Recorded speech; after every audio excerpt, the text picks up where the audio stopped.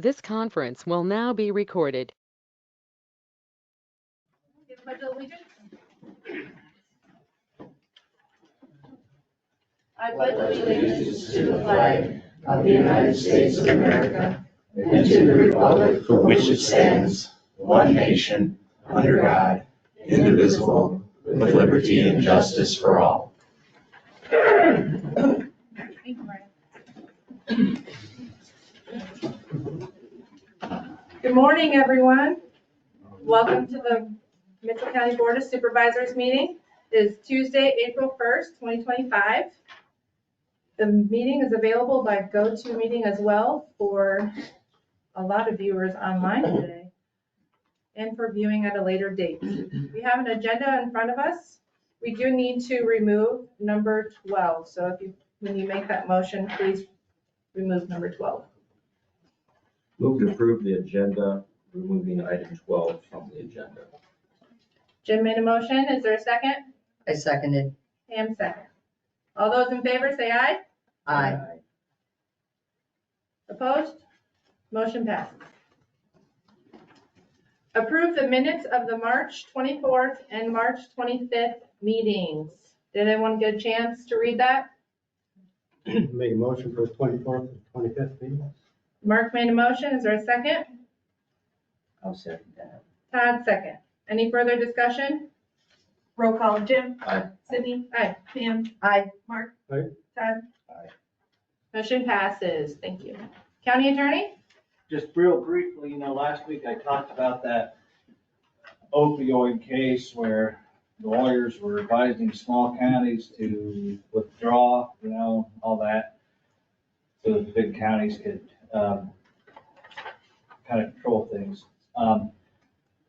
It's not that simple, but anyway, I got another notice, maybe some of you guys got it. I think sometimes we get the same things. I think sometimes I get things you don't. I think maybe sometimes you guys get things I don't. But at any rate, I got another mailing from the law firm that said, hey, if you guys stay in and I'm talking about just part of the case, right? Not, because this case is so convoluted, involves so many people that it's just, I'm talking about a small part of the case. And I think, I don't know if they told us this before, it's very confusing to read, but they said, if you stay in this part of it, you're gonna be subject to all these different rules that the judge is gonna put on you regarding litigation holds, documentation, public records requests, blah, blah, blah, blah.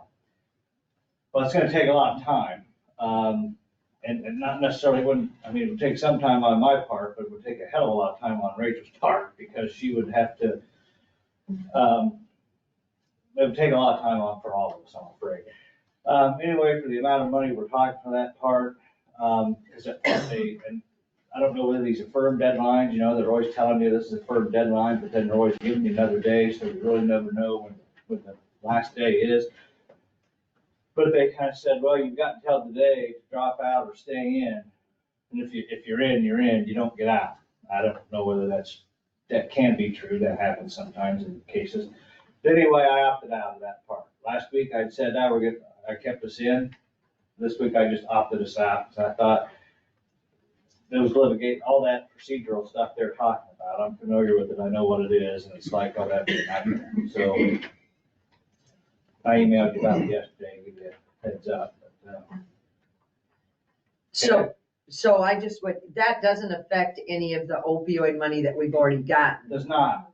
It's just that we would get less opioid money possibly Yeah. moving forward. Yeah, and they do, and I don't know that I put a lot of stock in it. Okay. They say the intent is that the money will still be spread around the way it was gonna be spread around, which means all the counties will get their money. Like I said, there's a big difference between saying, oh, don't worry, everybody's gonna get their money. There's a difference between that and saying, well, we hope everybody does. So, Okay. but that's what they're saying. The plan. This part of it, we're probably talking, I don't know, probably about a few $1,000s a year, maybe less. Okay. Okay? Thank you. Thank you. Sheriff update? Yeah, good morning. Good morning. Good morning. I don't have anything tour shattering this morning. Just a reminder that Brenda Bergie is here on Thursday at 11:45. I know there's construction going on uptown. I talked to them this morning, and they'll have access for us, so nobody's gonna be walking in wet concrete. So Shoot. please come. Other than that, I don't have anything for you unless you have questions for me, and there's a large crowd, and so if there's questions that the crowd has, I'll try and answer them to you before I step away, so. With the surveyors, how many have you kicked off the properties? Yeah, so I had one contact with a surveying crew in the southwest part of Metro County, end of last week, Thursday, Friday. There were 3 surveyors at the time, so 3. So And I from think that was my property. probably, So thank you very much. yeah, no, you're quite welcome. You know, there's 2 questions on these surveyors out on the road right away. So they can be there by code.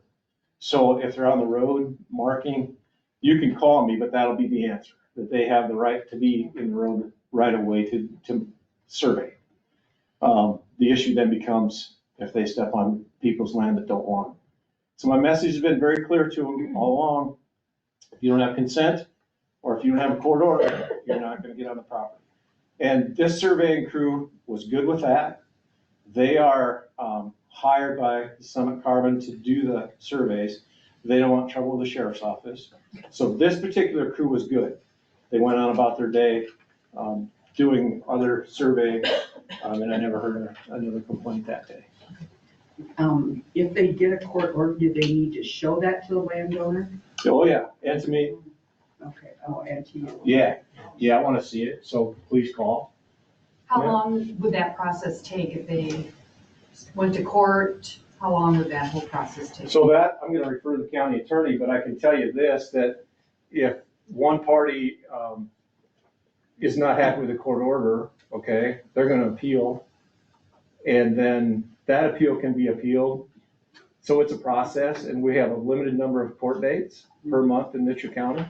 And Aaron, can you speak to that? It Maybe a would, little clearer?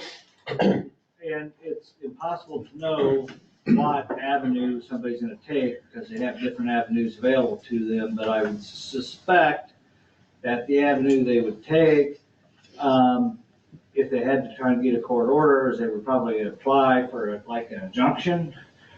An injunction does 2 things. You have, most of the time when you hear the word injunction, it means it's stopping you from doing something. An injunction can also mean making you do something, which is usually stopping you from doing something else. But anyway, if they were to go that route, what they would do is they file an application for a temporary injunction, meaning, okay, landowner, back off, let us on. Typically what that process would entail is, and again, I don't know if this is the process they follow, but I've done it on different, not anything related to this, but on different things. You file your application for temporary injunction to either stop action or to compel action. That's oftentimes done ex parte, which means you go to the judge and say, just judge, I want this order done now. I want it done before any hearing. It's just used pretty sparingly, right? Because what you're doing is you're going and saying, Judge, I'm cutting everybody else out of the process. Please sign my order. We can fight about this later. Sometimes the judge may grant the injunction, sometimes the judge will deny the injunction. If he or she grants the injunction, then they'll issue an order, give it to the people and say, well, here's your order, compelling landowners to let you onto the land. We're gonna set this for hearing, say 2-3 weeks down the road, and then we're going to have a hearing then, and that's when the aggrieved party, whoever didn't like the way the injunction went, they can present their case to try and get the injunction lifted. And then you get that process, and then it's like the sheriff said, then it's a matter of who's got the most stamina, money, I guess, to, continue fighting it out in the appeals process. But I suspect that probably the way they would go is to go for a temporary injunction. I don't remember off the top of my head whether the statute specifically mentions a temporary injunction. It wouldn't have to, but it seems like maybe somewhere it does, and all that mess, but anyway. How long is a temporary injunction? So that's typically, that's, well, you're looking at the Iowa Rules of Civil Procedure. It's been a while since I've been engaged in this process, but as I recall, the judge can grant the temporary injunction, but then I think a hearing has to be held then. I'd have to look at the rules. I don't know if it says 10 days, 14 days. I don't remember exactly. 10 days sticks in my head, but there's all kinds of deadlines in those rules, so I might be thinking of something else. But at any rate, then that hearing has to be held, within 10 days, 2 weeks, or whatever it is. And then, now, at that hearing then, let's say a judge will uphold the injunction. Then that injunction can be in effect. It can't be in effect forever, but a judge can keep it in effect, and then it has to be reviewed every once in a while. That's what I was wondering, they give it to them, I mean, Yeah, it has to be reviewed. does it expire after? Well, some of that's gonna be subject to what the court does. Now, as a practical matter,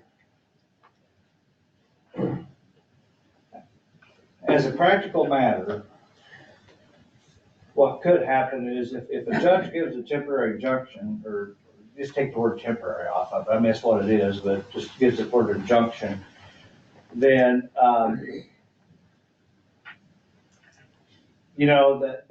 a survey company would be able to act immediately on that injunction, even though it's set for hearing, right? It might be set for hearing 10 days from now, but that order is gonna say, well, yeah, but here, survey company, assuming they get the order, I don't know, but let's assume they get it. They're gonna get that order, then the judge is probably, that order is gonna be effective then, right? So if the survey company then wants to get out there the next day, that order is gonna be valid. By the time the other person ever gets to the time for the hearing, the survey will have already happened. I don't know that's the way it's gonna go, right? There's different processes, but I would anticipate they would probably go that route because that's probably gonna be the quickest route for them. Aaron, can I ask you a question? Sure. Can they preempt the survey company, go to the judge now and get an injunction of the company? To keep them off the property? Can the surveying company? No, can landowners? You can try that. I don't know, and this is where all of this gets a little bit technical. I wonder if somebody went now to try and get an injunction. If somebody's gotten notice, that, hey, we're gonna come survey your property, if they've sent out all that stuff, or made phone calls or whatever, you probably have standing, which means you have to have a dog in the fight, right? Some cases people don't have standing for it, right? Like, if two landowners are into it, I can't just come in and intervene and say, well, I want to be a part of this case too, just because I'm nosy and I want to affect what goes on. The judge would say, Murphy, you don't have a dog in this fight. This ain't your thing. Get out. In this situation, Sheriff's talking about if nobody had ever gotten any notice or anything and they went to try to get an injunction, I suspect the judge would say, you don't have standing yet. You're not threatened with anything. Nothing's happened yet. I can't compel somebody not to do something when nothing's been threatened. If you've gotten those notices and so forth, then you probably have standing to go try and get the injunction. I generally don't try to put myself in the position of judges because they're all human. They all have different views. They all try to follow the law, but the law's pretty vague in a lot of respects. I hesitate to say what a judge would do. Whether they drink one or not. So I could speak to Jordy and ask him if we could file an injunction against Summit to stop the surveying? You could certainly ask him. Yeah. Brian's a good one to ask. Yeah. Sure. You're talking about your lawyer, the lawyer. Yes. Yeah, and I will also, speaking of him, you know, he's got quite a bit of experience in all this. Yes. And I think he's pretty good. I mean, he's fighting an uphill battle, I think. Well, I don't mean that, but what I say is I know sometimes he gets handed a loss on this or that, but he's pretty, I mean, I kind of follow those cases. I don't have the expertise he does, so I'm not, but I guess what I'm saying is he seems to know what he's doing. Yeah, I would talk to him, and he may say, no, that's all wrong. And if that's what he would say, I would probably say you're best off to listen to him rather than me. Right, exactly.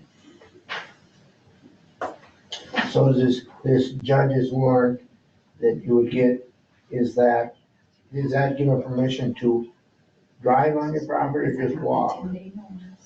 Harlan, the surveyors that I've talked to, and I asked them about that, what's a survey crew look like? It's not a number of trucks and heavy equipment coming in to do a survey. They walk on the land.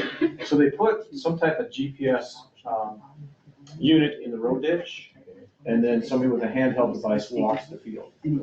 So they're not driving on farm fields.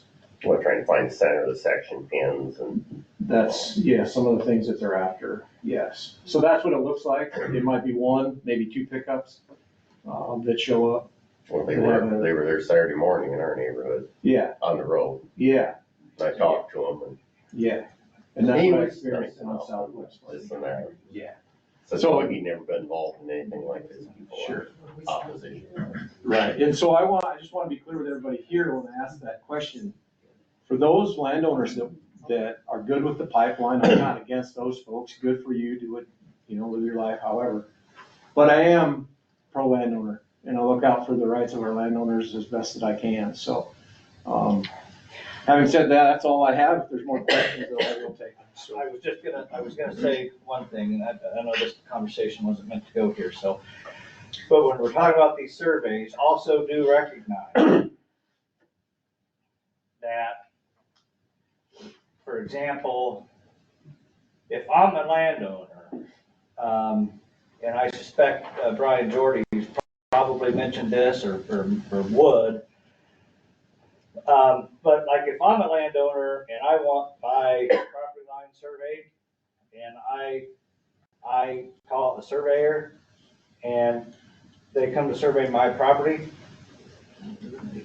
the code and case law provides it. That surveyor has a right to go onto my neighbor's land if they need to survey my property, right? I mean, doesn't mean they got a right to drive through it, but like sometimes if they need to find a marker or something, right? And they have to go walking around, then they're probably gonna walk around a little bit on all the property until they find it. So a surveyor has a right to go on other people's property to do a survey for a landowner. What would be the distinction here, or what one would argue the distinction is, it's not a landowner asking for the survey. And it's not a boundary survey. Right, so I mean, there's that tug and pull, right? You're gonna hear some people say, yeah, but surveyors have a right to go on the land. Well, yeah, for certain things, but it doesn't extend to everything. So I'm not saying that should affect anything any of you are thinking. I just, that if you're out there and you hear somebody, hear people say this, like, well, that's definitely true. So I suppose, and I don't know how these surveys exactly work, but I suppose if one of these surveyors was on my property on a corner and I said that's fine, I want you guys here. If they had to step on somebody's property to do the survey, they probably would be allowed to do that. I don't know that's what's going on, but It's my understanding that a lot of these guys are out there doing surveys, they're finding our monuments in the roadways, and I think they might even be locating utilities that are in the right of way right now, the existing ones, just to map that stuff. Our section corners are middle intersection and middle of the mile typically, and they have tie-out pins, we'll call them pins, they could be a rebar, they could be a post, and they're gonna be on or close to the right-of-way line. And what you might perceive as your property might be the right-of-way, you know, if the pin is there, usually they try to set these tie-ins right on the property line, but you may have over time perceived your property to be a few feet, I mean, I'm talking a lot of distance, but they might be on that your perceived property just to run a tape so they know where that tie-out is, so they can find that marker in the middle of the road. Nice thing is, now there's a lot of GPS, but they still might need to verify that the ties are still there. So they're gonna be on the edge of the right of way, maybe encroaching a little bit, just so they can get that measurement. But to my knowledge right now, they're just trying to map things and they need to use those section corners. A lot of your properties are in the rural area are described by meets and bounds, which is based on our section corners and measurements off of those section corners. So they're just trying to get out there and get their locations and their monuments located. If it comes a time that they are on, someone is coming and getting on the property, do we have a right to ask for identification? You can ask for it. I think the surveyors will probably give you their ID because they're not looking for trouble. But if they say no, and I'm not giving you anything, just call my office and we'll send someone out and we'll get it figured out. Okay. Yeah, you can certainly ask. No harm in that. Yep. Their vehicles should be identified with markings on the vehicle itself to show who they're All right, thank you, Sheriff. Okay, thank you. Thank you. Number 5, department head discussion. Hi, guys. Good morning, Ryan. Super fast. I've been working with Rich. You may be able to answer a little more questions, but there is a readjustment of the control network for all the surveying that's done. This does not affect the assessors. That's one thing that I wanted to make sure that none of their work was interrupted, which it does not. The first phase of this project begins this summer for a total of $4,850 is the first step, and then it continues on from there year over year. Again, Rich might have a bit more detail than I do because it gets a little bit more into his realm, but I want you guys to know that I'm executing that document to get the process started. I was made aware that that's a need. It's not just something nice to have, that's something we actually need to do our jobs. Just for the monuments that are on grid, county, is that what you're doing? Correct, yeah, the vendor, yes. Okay. Yeah, and I'll work obviously with engineering on that. Phones, I'm meeting with the vendor again tomorrow, 10 a.m. New computers, Chris Olson's is done. My goal is to have the jail computer and the other front office computer done by the end of the week. And then we'll talk a little bit later about those HPD, but I don't want to take up any of your more time. Do you have any questions? Yes, sir. The copier? Yes, the copier, I think I sent out what they said there in the first 2 weeks of April. Is what they made the last copy. Yeah. So I heard. There's no way we can turn up the heat a little, huh?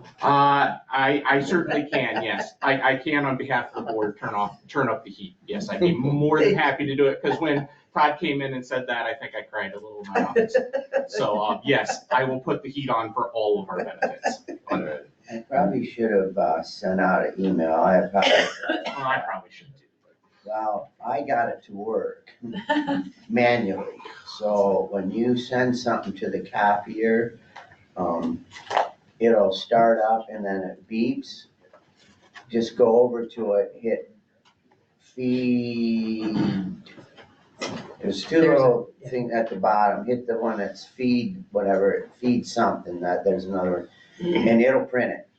I mean, I've got all my stuff last night printed off, but I got a lot of steps in because you got to do it every time. Yeah. So it's just a little bit of manual labor that we went back to for a while. Yeah. So it does, if you hit that feed button, it'll print it off. But sooner or later, it's going to run out of that blank toner. Yeah. That's kind of what it said it is. The color toner's out, so it's It will do that. It did that last time. I don't know if the sheriff will want to use that for target practice after we're done with it, but I will offer that for any bullets that want to go in. Who got this copy? Yeah, well, Sorry. it was some new IT person they just hired off the street. I'm not sure. Darn IT guy. Thanks for doing what you can do. Yeah, I'm really We'll trying. get trust it me. when we get it. We will, Okay. but I will, on behalf of the board, ask pointedly when we should expect this. Oh, and last thing, this isn't necessarily county business, but I have to brag. My granddaughter Blakely was born over the weekend, 7 pounds, 20.5 inches long, and pictures are available by request. So just, Oh my God. Grandpa had to brag a little bit, so. Thank you. Any other questions? No, thank you. Excellent. Yep. Thanks, Ryan. Hi, and I can also be super quick. Morning, Jenny. So I have Keela Zimmerman here with me today. She wants to stand, so she's the new assistant. So the board approved to hire her last night, so I'm excited. Her first day is today. She was here at 8 o'clock, so welcome her and. Welcome. Very good. And then we didn't have a whole lot on our agenda. We did approve a revolving loan application in the amount of $30,000 for a new asphalt business in Riceville. It's contingent on if there's another form of security in place. And then I've also just been working on getting investors specifically from Riceville to join our Child Care Solutions program. We've included Riceville through June 30th, but as we all have to remember, Riceville's part of Howard County, so I'm just working on trying to get investments from businesses there, as we decide if we keep them in our program for next year. And then I just wanted to give you guys a quick update on the Stacyville Daycare Center. So they were able to raise over $300,000 in local investments, and then if they are selected by the Ashley Henson Project or by the team, they will receive approximately $1 million from those funds. Awesome. So that's all I have for you guys, unless you have questions for me. What type of asphalt business? I mean, Asphalt. asphalt liquid delivery, asphalt or hot mix paving or a paving company? Or? Yeah, a paving company. Okay. Yeah. All right. Yeah. It's gonna be a lot cheaper than concrete. It's about what I know. So if you need some asphalt. I don't think it's gonna be competitive with like a Heartland and those businesses. I think it's more of probably gonna be the driveways and farm, if, farmers want a big drive or something, so. But Okay. I don't think it's gonna be competing. Very good. Thank you. Shannon has a chat up here. Says we are 94% collected for property taxes. Payments postmarked 3/31 or earlier will not get charged the 1.5% penalty. Any other payments will incur penalty today, as of April 1st. I wanted to give a quick update on the cupola. Unfortunately, I don't get any responses when I send out emails, so I'm gonna just keep poking at it. I don't know at what point, and, be prepared. I think probably the only way it's gonna get done right is we get the church steeple guys in here. And it's gonna hurt, but if we want to quit leaking, that's what it's gonna take. That's something they do for a living. This is, I'm just gonna guess, the only cupola Henkel has ever done. It's just not their area of expertise, But I'll approach them one more time, and, we don't want to give up on that, because up to now, they've just been doing it. We gotta pay for the cranes and stuff, but. They'll reimburse us then or not? That's a good question. What's your opinion? I wouldn't bank on it, but, if we want it fixed, but we can keep doing what we're doing too, but it's just, I guess they left it the last time, they caulked it and it still leaked. He came and looked, and, this is the foreman from working at the hospital. I don't remember his name right offhand. Yeah, we'll probably have to replace the window. Okay, well, I guess that's the next thing, but we need to get at it. You know, nice weather's coming. It takes time to schedule this stuff. So anyway, that's just. If they made that comment, I guess I'd like to pursue that direction if we could, Okay. because it is part of the warranty and their foot in the bill, and other than the lifts that it takes to get up there. So if they commented that way, I'd like them to pursue it that way. Yeah, you know, when I don't hear anything, all of a sudden weeks turn into months, and, you know, it'll be fall again, you know, and then you're not doing anything. Agreed. Okay. Thank you. Thank you. Yeah, I agree. If we can get them to, maybe they'd be willing to forfeit some funds and for us to get the steeple people if they don't have to do the job. Yep. Any other department head? I got one. I Rachel. forgot to have Elizabeth touch base on it. So we have 3 pay schedules that happen every payroll. And they want it to kind of be on one pay. So that's salary is paid 1 week behind, 1 week ahead. You have the hourly, that's like Sunday through Saturday, and then Friday, or Saturday through Friday, secondary roads, I think. So they want it to go to 1. And Franklin County and Chickasaw has done it recently, so we reached out just to see what that looks like. They want you to kind of do it at fiscal year change. So if that's something that you guys want to do this year, because we're kind of at the right timing, Ehlers and Cooney is the one who would basically do it all for us, provide paperwork and show us what to do. But a resolution would have to be passed to start the process. So something to think about. So then we would be able to have that resolution like next week to start Yeah, that? I can talk to Franklin County, and I think theirs went pretty smoothly. Chickasaw's was a little bit more rough, I guess, but, yeah, we can get a copy to see how they started off. Put it on the agenda. Be the thing to do. Absolutely. Any other department head? All right, county engineer. Good morning. Morning.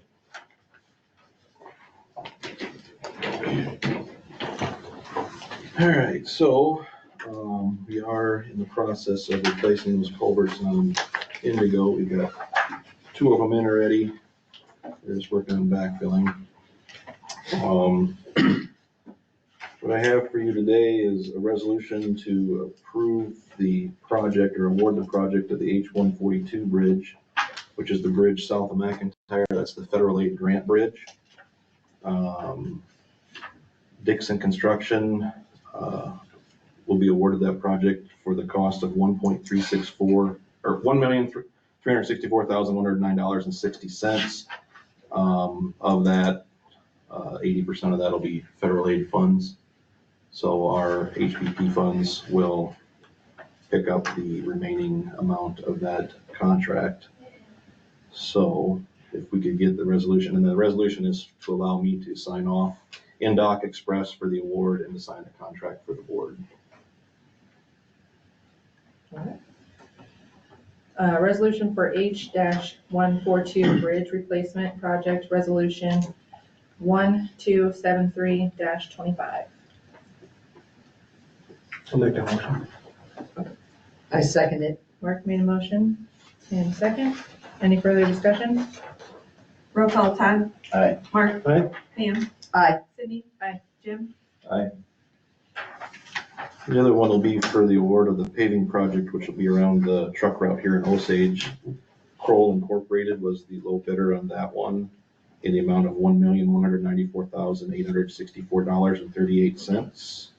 And same as this one, to allow me to sign the contract on behalf of the board and work in Doc Express on contracts. Is there a motion to approve resolution 1274-25 for A45 road paving project? So moved. Jim made a motion. Is there a second? I'll second. Todd second. Any further discussion? Roll call, Mark? Aye. Pam? Aye. Sydney? Aye. Jim? Aye. Todd? Aye.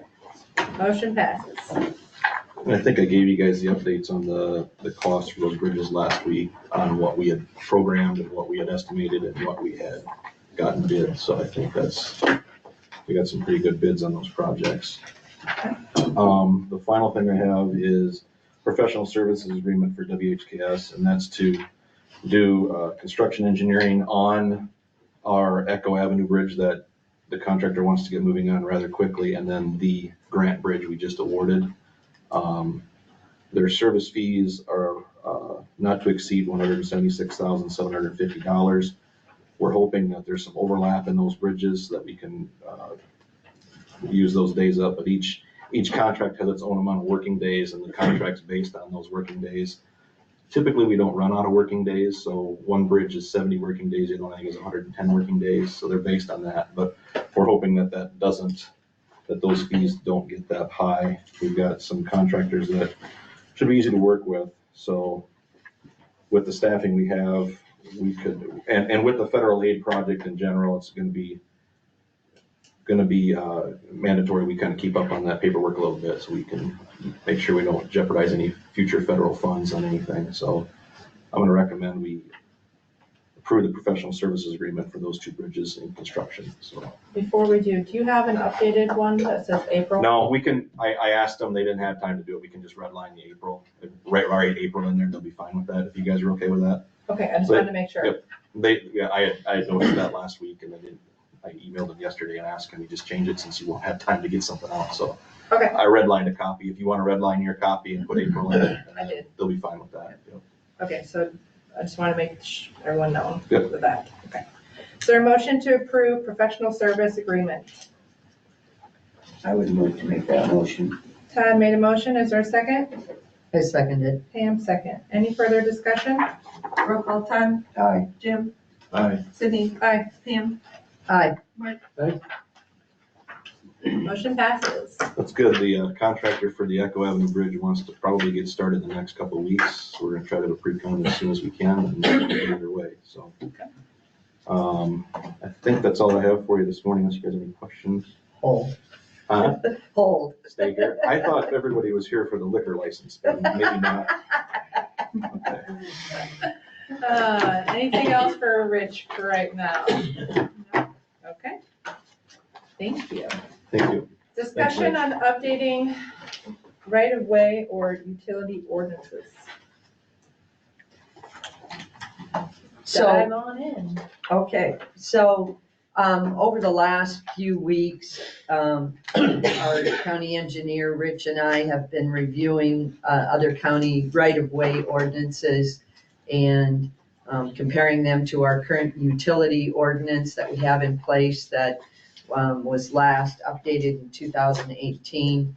And so what we've done, and I've provided for all of you, after a great deal of work and review, is provided some drafts of the right-of-way ordinance and a draft of right-of-way fees.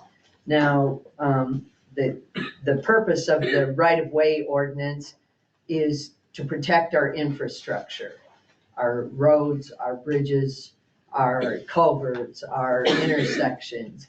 And that is to protect those things that our county taxpayers have already paid to have put in place.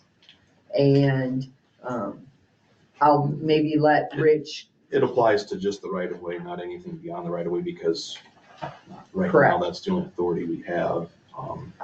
If it's something that we want to use to protect it, we have a utility permit. I think this one is more focused on private utilities that we are considering. Right. Our utility permit now applies to public utilities as described in the Iowa Code. So if I read this document right, it's more towards private utilities. And I don't know if you guys have had a chance to review a lot of it or not, but there's a lot going on in that document. So it might be worth a review for you guys to look at and have questions also. But I guess the bigger thing is kind of looking what direction you really want to go, right, Pam? Is it something we want to? So one of the other things I kind of wanted to bring to light is the fact that we are protected in Iowa Code 479:16 to complete a right-of-way ordinance. The county has the authority and vested interest to protect our right-of-way. And it would also give us an opportunity to maybe update and firm up our fee schedule and allow our county engineer to be able to enforce those fees. You know, should there be damages to roads or ditches or right of way. Right now, we don't have fees for a lot of our permits, and it does take staff time to go out and review things, and rightfully so should probably be reimbursed for those things. So while this ordinance is part of a new thing, we probably want to maybe look at other permits and things that we already have in the queue. It's not necessarily take away from the right-of-way ordinance, but it's maybe now time to start looking at some things as things change. But it appears as though other counties are using it to protect their infrastructure for public utilities crossing or running parallel to the right-of-way, that they need to have some sort of, it might be best to have some sort of structure that kind of gives us a little teeth. So in light of that, we've talked about how we could get this implemented efficiently and as, effectively as we can. And Aaron maybe can share some information on the possibility of, we have availability to an attorney that has done a great deal of updates to these right-of-way ordinances for multiple other counties. And a few weeks ago, we looked at an engagement letter to engage the services of Tim Whipple for this purpose. So I guess I would like to move that we engage Tim Whipple to complete our right-of-way ordinance, and he can answer some of these questions that we've kind of outlined as Rich and I have gone through it, and that we can get this put in place in an efficient manner. Aaron? Well, the only thing I was gonna say, I'm not trying to get out of work. I mean, I get paid, I think I earn my money, I try to, but I'm not trying to get out of work by saying you should have somebody else do this. If you're gonna do it, it's just as, if somebody were to say, gosh, Murphy, we really kind of insist you give this a shot, I suppose I probably would, but then I would probably tell you, I don't know if this is right. I do my best, but these are specialized things, so that's why when Pam mentions Tim Whipple, probably he's just got a certain level of expertise in these things. Right. I think he's worked in a lot of different counties, and so I recognize. Somebody might say, well, the county has to pay for that, what's our county attorney do? And I'd say, well, I try to do plenty, but I mean, yeah, I guess if I was an expert on this, you wouldn't have to, but I'm not. So that's why I think you're gonna go this way. That's Tim Whipple. He's a good attorney with a good firm down there, they do government work all the time, so. Thank you. Thank you. And this wheel's been invented, we're just trying to change the spokes a little bit to meet our needs. Right. And there's, as Aaron has stated and others have stated, there's strength and consistency of, of this right-of-way ordinance. So I have some questions. I worked in the right-of-way for most of my life, and I like things to be simple if we can, because you do need to have things in place for when there's construction going on. But it also is nice to be simple simply because of the people that want to do things in the right of way also. And so I get real nervous when you start regulating things heavily. The first question is, the way we do it now is we have this utility permit, and I see you made some adjustments on it, Rich, which I think they're just appropriate. Adjustments that, are questionable and need clarification. So I think they're very appropriate. Not that we have to do it the way the DOT does it, but what the DOT does is they have two different permits. One's a utility permit, one's just a simple permit to work in the right of way. And in those permits references policy that the DOT has. It's a 59-page policy book as far as how to do things. There again, we don't need a 59-page policy book to regulate our right of ways. Like to try to keep it as simple as possible, but why would we need to be complex with an ordinance when we can just simply have a utility permit that actually is for people to work in the right of way, for contractors to work in the right of way, utilities to work in the right of way, and then it references a policy that we have. You could pull some things out of the DOT's policy as far as things that would pertain to us, but we don't need the whole thing. I get very nervous when we start regulating things intensely. And we are very ordinance slim in the county. And I know a lot of, even this ordinance that was put together by another county repeals another ordinance that they already had in place. I look at our current utility permit are for those utilities that are public utilities in the right of way. And I think, we'll have to read through the documents some more, but I think this current ordinance is more regulating private utilities that want to cross the right of way and not necessarily the telecommunications and the electrical that we already have. I think the ordinance in here uses the term unless otherwise defined or something in the code of Iowa that this doesn't necessarily apply to those. It's a lot to take in to read this ordinance for us until we understand it. But I think we need to, if we're looking at putting an ordinance in place, I think it's best if everybody looks at it and we get an idea of what this applies to compared to what our utility permit application looks like. And does the utility permit, if we make some changes to that, does that, this has a lot more detail in it. I don't know if, and maybe Aaron could answer that too, if our utility permit has more teeth than an ordinance. I mean, they're both approved by the board, but I don't, it's one of those things that I think we could probably do some more investigation into. But I'm seeing a lot of other counties that have a lot of ordinances and then a permit to go with them. And this is by no means, in my opinion, we're not cut and dry here yet. We're still in investigation mode, but we want to try to make something that protects the right of way and then still utilizes our permits to make it easier. So it's probably not all cut and clear just yet, but I don't know, Aaron, does an ordinance kind of have more teeth than a permit or? Well, see, I mean, that's one of those things where you're asking me that. Okay. Probably a little out of my expertise. It might matter. I mean, who's the permit come from? Well, right. Our permits are through us and we have a list of rules and I think that they are probably, they probably have some teeth to them already. An county ordinance probably would override the county permit process, but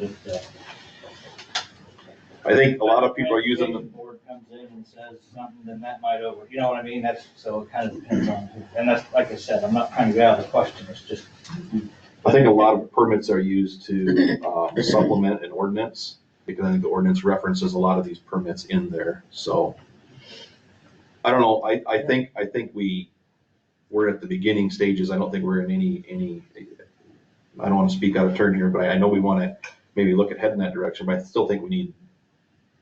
So you bring up a good question, and I know that, in fact, out there, even online, I've checked, Tim Whipple has gone to other counties and answered questions, about right-of-way ordinances. And I certainly haven't pursued anything with him past the conversation that Sydney and I had with him about a month ago. And but it might be something, if you feel more comfortable asking him to come up and answer questions, that may be a possibility. I don't. I sat down twice to go through that, and I get about 6 pages into it, and I had kind of talked with Rich a little bit, we've sat down and looked through it several times and it's still, We've been at this for a few weeks it's and nothing then you're some. gonna absorb right away. Because there's a lot of references and the original document, references things we don't even have. And Right. they've got terminology in there that we don't use as far as work permit versus utility permit versus right-of-way permit.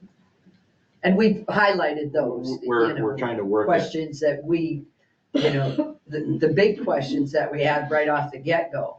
And like Rich said, our thought was that could we send this back up to Tim along with our current utility permit, and can we send that to him and say, what are your thoughts, kind of thing. But we would need, I would imagine, a letter of engagement for there to be any action moving forward towards that. It may cost us $5,000 to get this ordinance rewritten and in place and get our clarification. Or are there other, I guess, Or ideas? yeah, I mean, or I guess my question is, do you have other ideas to protect our right of way, our vested interest in our right of way within our county? if a private line comes through, do we have, I know we have the utility permit, and that would, you could tweak that to include Yeah, or can hazardous we? pipeline, Yeah. but do we want, because that pipeline or any private utility isn't defined by the Iowa code as a public utility, do we have different rules for a private Right. versus a public utility? Or that the right of way ordinance is more all inclusive than, so it addresses public or private, from that standpoint. And I guess I want to reiterate that this is to protect our infrastructure. This is to protect those things that our taxpayers have already paid for, to put in place. And it isn't necessarily pipeline exclusive, like I've stated, there are entities that are wanting to come into our county and into our state. And so we need to protect that infrastructure that we already have in place. And as Jim stated, I don't want it to make it more difficult No, either. that's- Well, that's what I view it as. Right. So another comment is that the current system, and as I described with the DOT, our current system is somewhat similar to that yes, a permit is filled out, and rather than having a regulatory document that is in place, that guy who we have hired is the one that goes out there and looks to see if it's gonna damage our infrastructure. He is the one that does it. Same way with the DOT. The DOT reviews what's gonna be happening in their right of way. So back to the initial thing, what's broken with the current system? I don't see a broken system the way we have it right now. Doesn't mean you don't amend things and make things better, but I don't see a catastrophic infrastructure damage happening to our county. That's his job to make sure that doesn't happen through the permitting process. Right, except for the fact that we haven't given him the structure to do that only, on a public utility. We haven't given him the ability to support his position as far as private entities coming into your county right of way. How so? And how so not? In that the utility permit is structured for public utilities from that standpoint. So what we're finding is that many, as Rich said, many counties were finding that, 20 years ago, we probably didn't need to have too many ordinances or permit structures in place. From that standpoint, just because nobody was trying to install a lot of outside things into our community other than public utilities that were benefiting everyone within a community. In this document, it references these private utilities and the need to reissue permits this one says 10 years. Right. And I think it's to keep an eye on, is this utility still meeting the guidelines set forth in the ordinance to say, we'll use the carbon pipeline as example. If they say they're putting it in and it's allowed and they're running carbon dioxide through it, liquid carbon dioxide, in 10 years, I know it's not supposed to change, but it's the whole what if scenario if they start changing something else. Well, we allowed it in through the right of way for this purpose and this purpose only. If in 10 years things have changed and it doesn't match our criteria as to why we put it in, I think the ordinance allows us to say, no more. If I read the document right now, I've read through it a couple times and it can get confusing, but I think that's, whereas our utility permit now is a public utility, we don't have those type of requirements because they're for the public purpose and need. So if I'm reading everything right. It's a different kind of protection. Right. So and the current permit can't include private utilities also? It can't just adapt? Well, and that's a question that I think that's the that we question have. that you guys probably need to answer because you guys set policy. So It's interesting that the agenda item is in regards to right-of-way ordinance. Some of the conversation has been right-of-way ordinance, but we always seem, and I'm not for the pipeline, I've said that every time, that's not the point. I'm for property rights, one way or the other.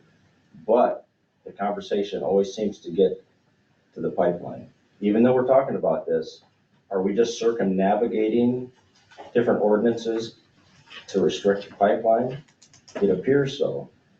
And so that's where a judge, I feel, is going to look at it and say, you can't do that.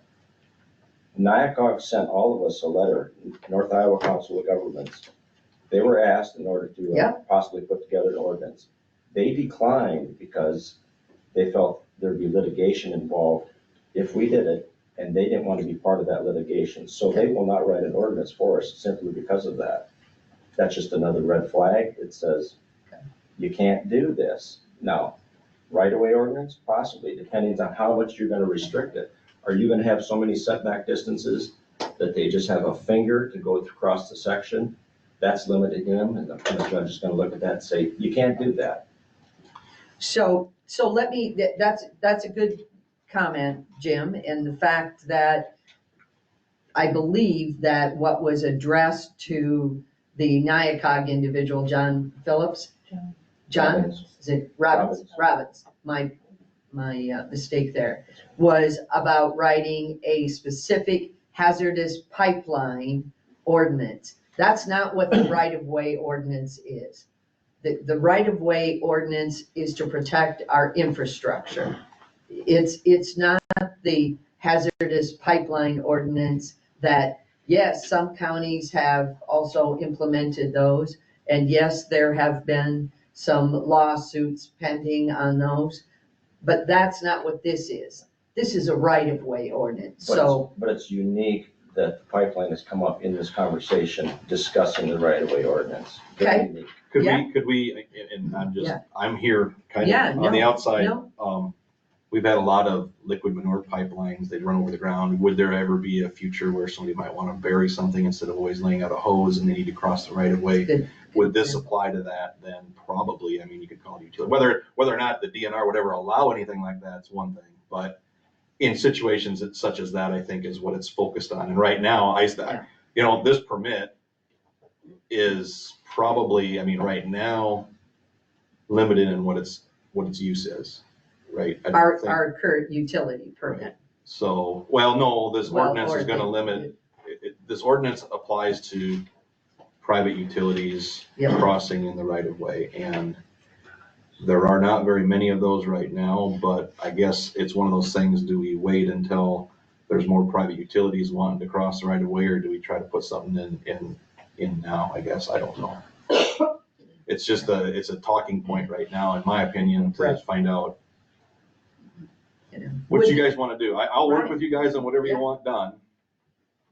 But I want to make it simple, and I want to make it so that a lot of this stuff boils down to my department. And it's Right. like, well, we want to make sure that we can Enforceable, that it's enforce it clear. and actually be able to follow it and Yep. understand it. Because, Yep. right, you know, it's Yeah. going to take a little bit of, So I have a question. Would you want to have like a work session meeting? It's not a regular board meeting. It's just only about this for all of us to go through and talk. well, I think everybody's opinion is going to have to matter. You guys are the ones that are setting the policy here, and you're going to need some guidance. But I feel like it should be something that's separate from a board meeting, because we could talk about it for a long time. Would you feel comfortable asking Tim Whipple to come up and speak at a work meeting? Is that something the board would be interested in engaging? If he has been involved in a lot of these right-of-way ordinances and. Did you have another contact, another supervisor? And there are other supervisors that said that they would be willing to come up and visit with the board as far as that's concerned. Their focus, of course, as Tim Whipple's, isn't to tell you what to do. It is just to provide information and the why and, what they've discovered over the last, the right-of-way ordinances updating is not something that's just come up in the last couple of months. There have been several counties that have already completed their updates, and others that are looking to.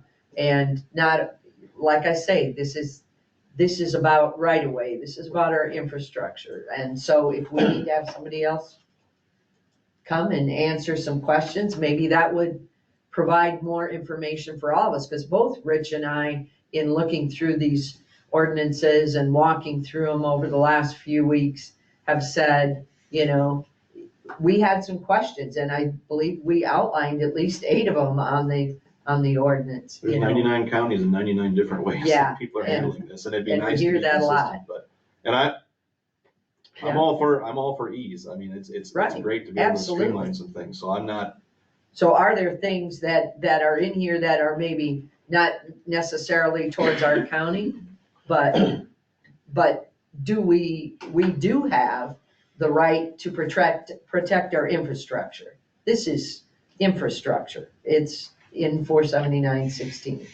So our Iowa code gives the county a vested interest. Oh, I guess that's Rachel, or not Rachel, Sydney's job to keep hasn't. But this is mirrored off of Bremer counties, right? Yeah. Yep. I mean, you didn't have any problem with it.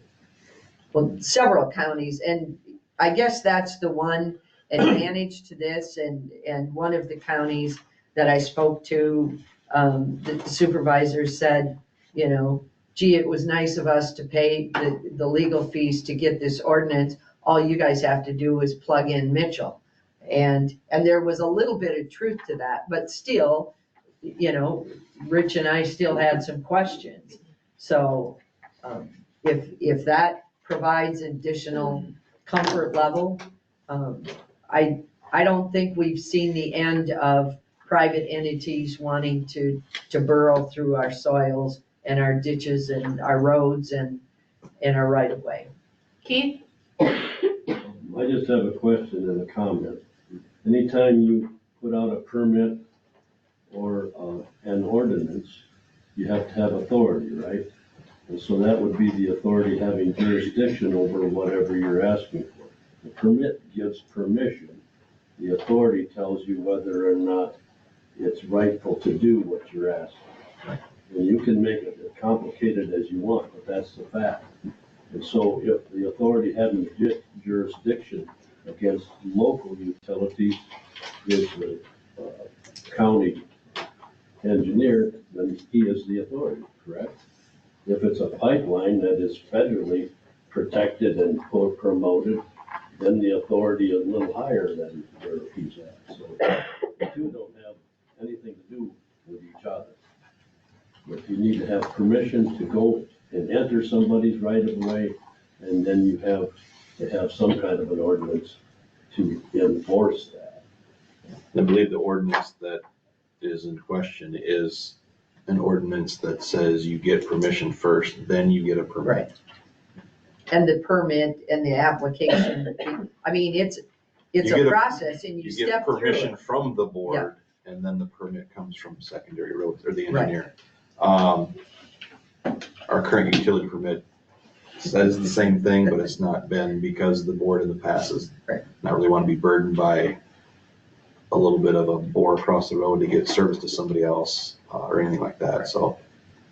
So we had the question that, in a public utility situation, those are some of our questions. Like I said, Rich and I had some questions when we stepped through it.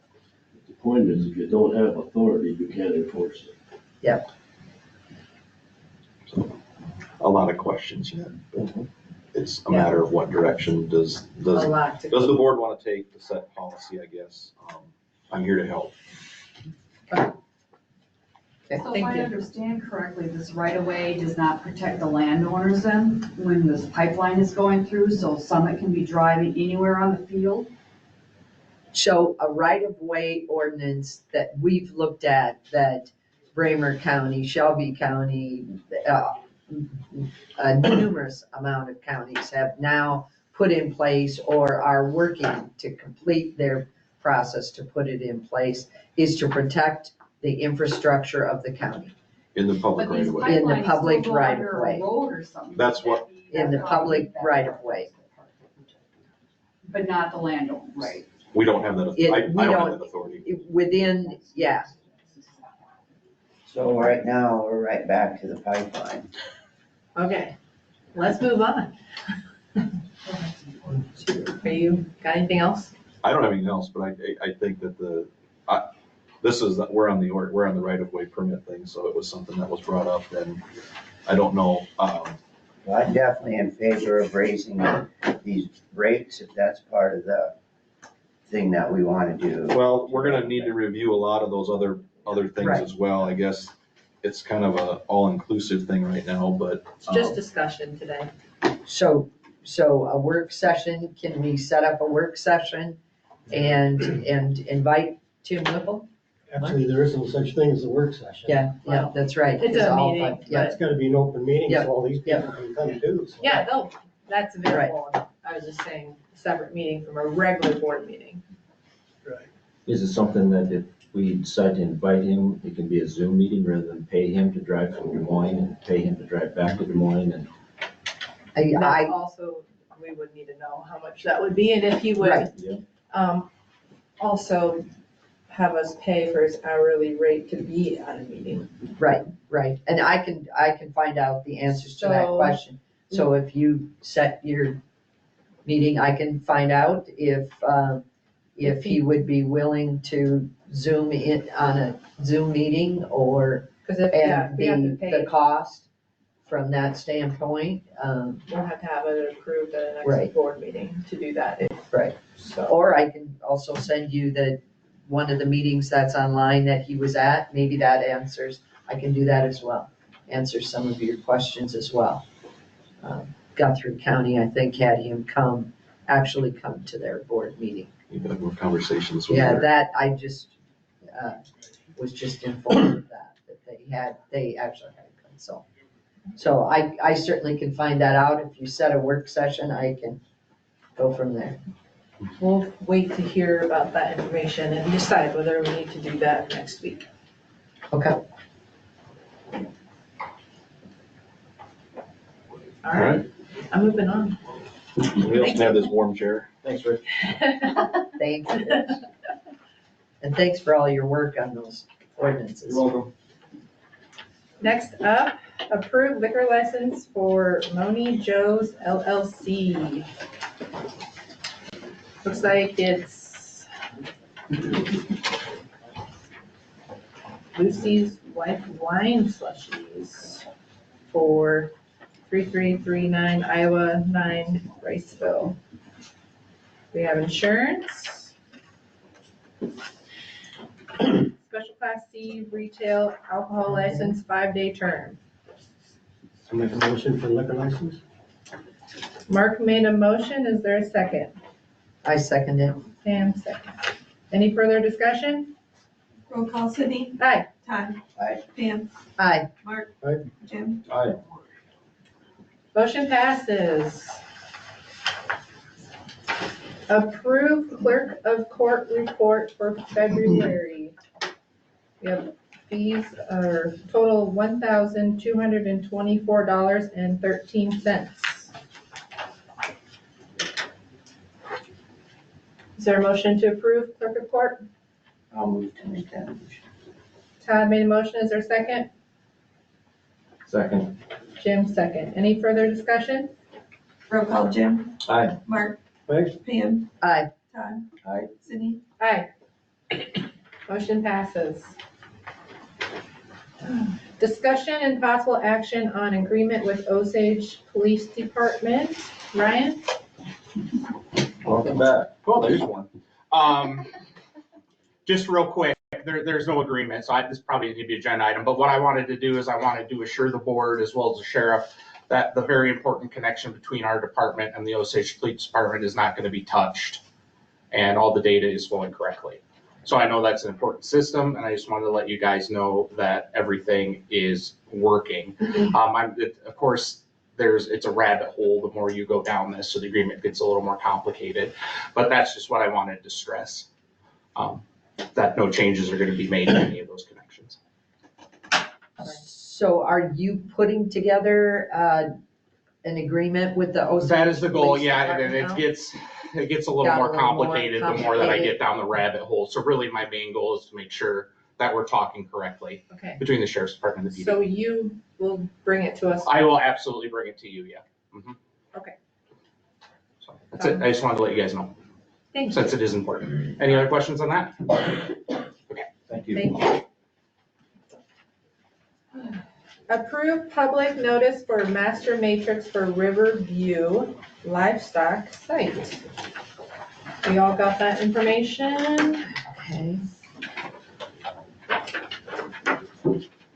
So,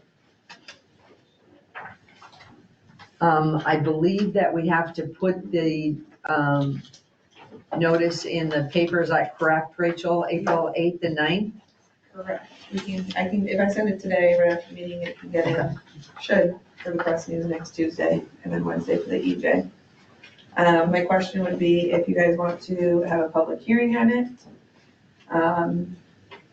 And then typically, if you do, we then accept the public comments, usually till the end of the day, Monday, so they can be talked about on the Tuesday meeting.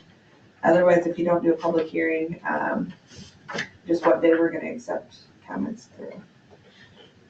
So can we accept comments on our April 22nd meeting then? Yeah, then they can have additional comments too. But then that's when I guess I turn over the comments. I mean, you can come get them whenever, but usually they turn them into us. I've never received any, but Okay.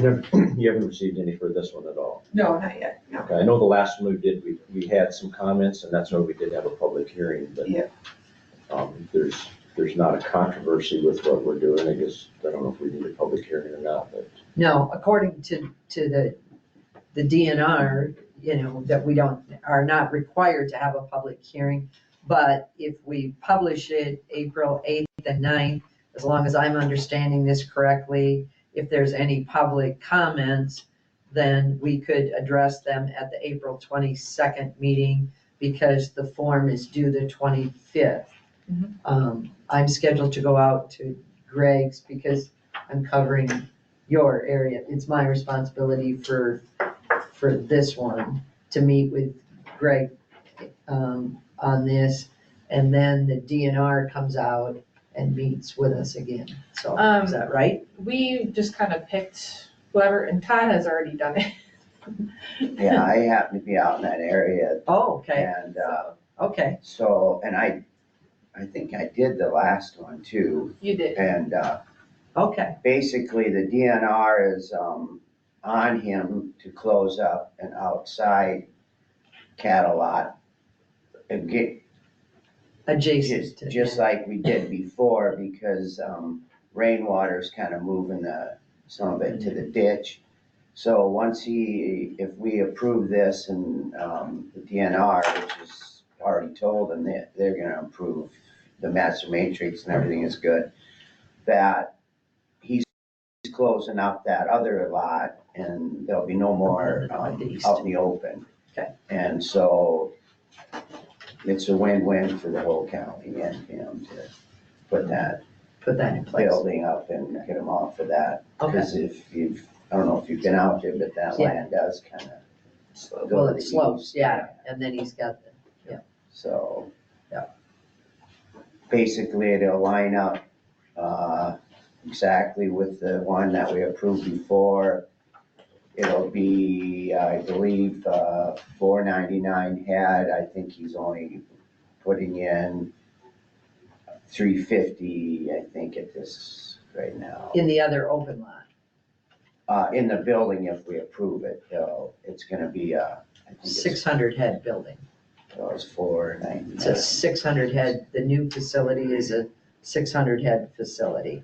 I believe it's a 600 head facility. Okay, because he's only got $350 and that's all it would go into it for at this Yeah. point. Yeah, but, yep. All right. So then Need you'll to put that in the, Public notice, Rachel? Yeah. Okay. Do you have a motion to approve public notice? I approve the public notice to be posted April 8th and 9th in the press and the EJ. Pam made motion, is there a second? Second, Jim, second. Any further discussion? just to clarify, I'm sorry. What's that? I was just gonna ask, are we doing a public hearing or not? Yeah, I was just gonna say, now, we talked about comments on the 8th and 9th. Do you have enough, if at that time we decide that, if it's decided that we need a public hearing, do you have enough time to publicize it, to get it in the paper? I would need to for that? publish it next week with this. Yeah. So, Okay, do you want a public hearing? I heard lots of no's. I would be, no. I don't have, I would say no if we haven't had comments already and a lot of controversy about it. I wouldn't think. I we haven't would had need any in my district. I see no reason for a public hearing. one. Okay, No public hearing. so that would be clear on. Roll call, Sydney. Aye. Todd. Aye. Mark. Aye. Jim. Aye. Pam. Aye. But if they have written comments, you have to put the deadline is, So I was gonna do through still Monday, the 21st at 4:30. okay. Motion passes. Number 12 is not on the agenda anymore. Discussion and possible action on solutions invoice. So we got notice that we are, how much in the hole, Rachel? And I didn't print that sheet, I believe it was like 1,700 or 1,900. Is that the prepaid labor? Yes. So we went over that? Correct. Okay.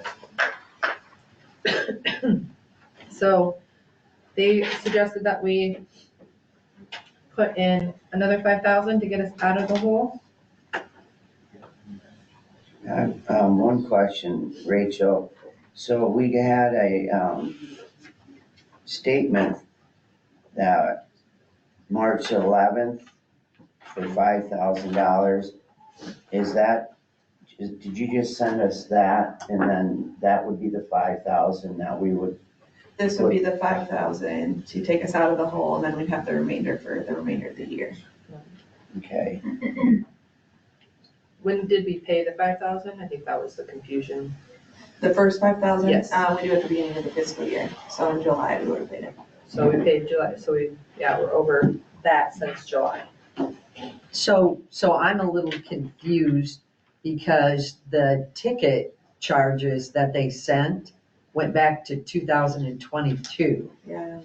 Yeah, we And just I asked- realized that some of them were out there for some Yeah. time and didn't get closed, but We asked for just like, for the 5,000, why we're negative, they gave us all of them. okay. So Okay. yeah, you can go down to like page 60 and then that's when the new fiscal year starts. So, So So it's 5,000 at the beginning of every fiscal year. Yep. So we're using approximately $6,700 worth of solution support. We're not even out of our fiscal year yet. Yeah, We had there was a lot of prepaid labor that we weren't using initially, and then We had a lot of mishaps, sorry. we had an IT director that decided to leave, and then we hired a new IT director, and then that IT director was gone. And so in those timelines, Solutions is doing work for us, and that's where that prepaid labor came down significantly because they Right. were actually doing the work for us. And so that's where we got behind. We shunned it, but we did. And so this brings it back up to if there's things that are, there's IT things that are happening in the background other than what Ryan is doing now that Solutions has to take care of. So that's what this would pay for. okay. So the $6,253 or what odd cents, yeah, when I calculated it out, it was like 71% for GIS, IT, and 8% to assessor, auditor, recorder, a puny amount for supervisor. Now, some of those tags on there, on the GIS, IT part didn't necessarily match, because they might have had a recorder's comment, so that was somewhat confusing, but.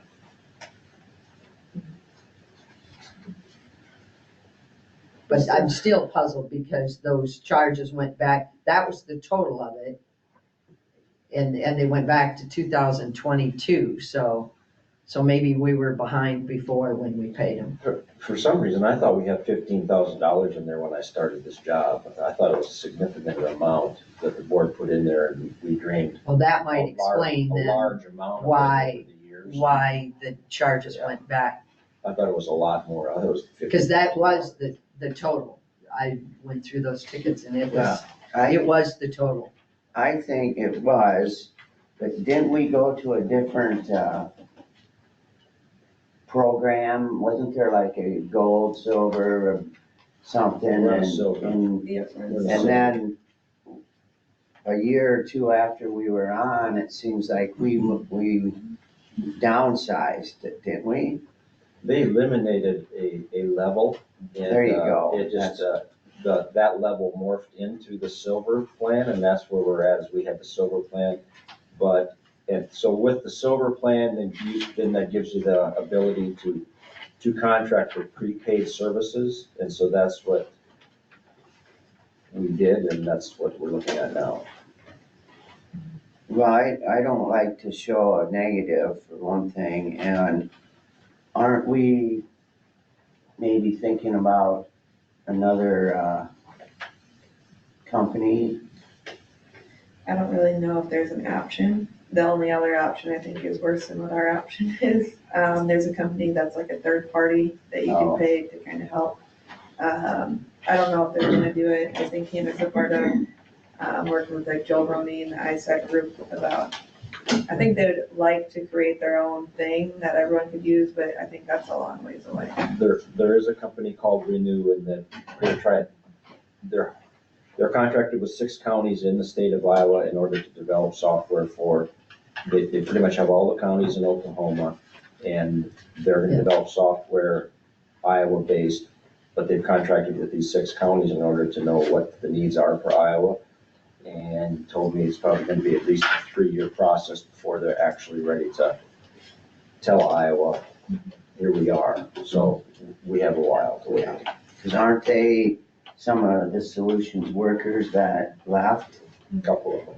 So I guess, again, I don't like to see a negative, so, and if we're continuing to use them, I think we should put this money in their account. Is that a motion? I'll make that motion. Todd made a motion. Is there a second? Second. Jim, second. Any further discussion?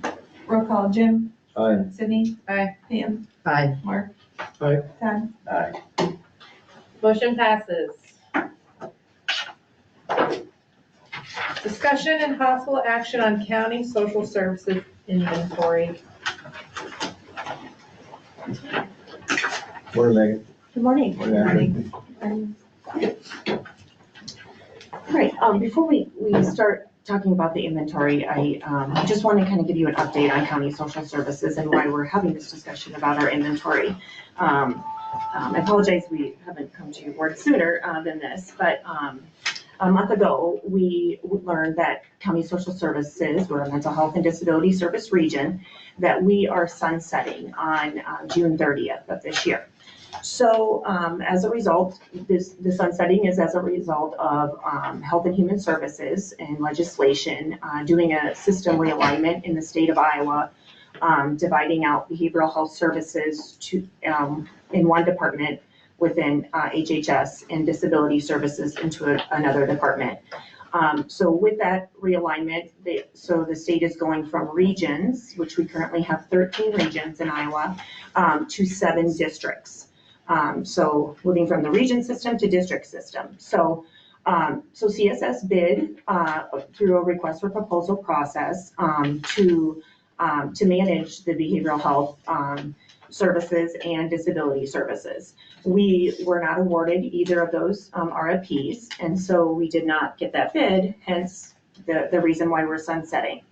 So just to kind of explain how regions currently work and what we do. So County Social Services we have individual service coordinators like Ashley. We have a team of 20 employees that work throughout 12 counties in our region, in our offices, and they provide various services such as crisis services, community-based services. We provide information and referral. We do the general assistance for Mitchell County, just a variety of things at a local level in our offices. And I've been fortunate enough to do that and work with individuals every day at the local level.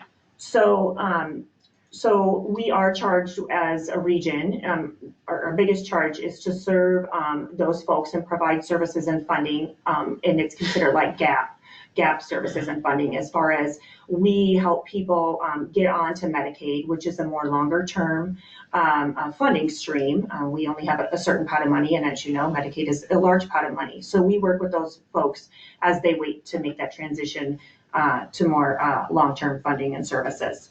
So with that, just wanted to let you know that Iowa Primary Care Association, they were awarded the statewide contract as a behavioral health administrative service organization for the state of Iowa. So BHASO is what they're going to be called. This is the abbreviation, I should say. So they will be providing behavioral health and substance abuse and gambling services across the state of Iowa. So they currently, Iowa Primary Care Association, they manage community health centers. So this is somewhat new to them in some regards. They do have social workers and different things within their community health centers, but this is managing behavioral health and substance abuse and gambling for the entire state. So County Social Services, some of our employees, me included, had the opportunity to meet with Iowa Primary Care Association a couple weeks ago here in this room. And they wanted to know like what it is that regions do, how we operate, who we work with, and what we do every day. It was a great conversation. We just kind of tried to let them know kind of what our day and clientele looks like, what meetings we're attending out in the community to represent County Social Services and mental health and disability services. So we had this meeting. They were getting a lot of information from us because they're learning. And so these new services go into effect July 1st.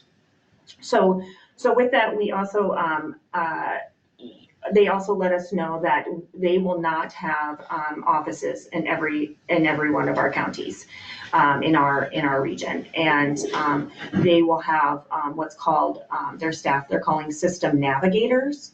So when I referred earlier to Ashley's position as a service coordinator, she she navigates services for people, but she also does a lot of hands-on things with people, like filling out paperwork, going out in the community, giving people rides, taking them food sometimes, like you name it, we do it.